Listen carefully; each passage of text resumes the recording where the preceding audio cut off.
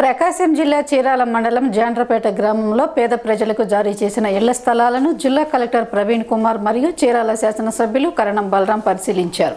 ఈ సందర్భంగా వారు హౌసింగ్ ఏఈడీఎల్తోనూ సచివాలయ కార్యదర్శులతోనూ ఏపీఎంఎల్తోనూ ఇళ్ల నిర్మాణానికి తీసుకుంటున్న చర్యల గురించి అడిగి తెలుసుకున్నారు. ఈ కార్యక్రమంలో చైర్మన్ జంజన శ్రీనివాసరావు, యువ నాయకులు కరణం వెంకటేష్ బాబు, రెవెన్యూ సిబ్బంది తదితరులు పాల్గొన్నారు.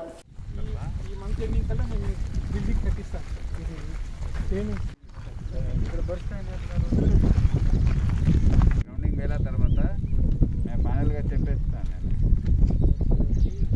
వెంకటేశ్వర్లు సార్, రామకృష్ణపురం 14 మంది Mohan Sai sir, Indrapalem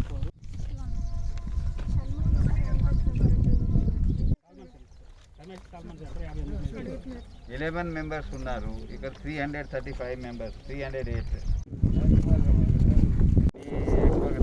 political meeting ఇది ఉన్నాయి.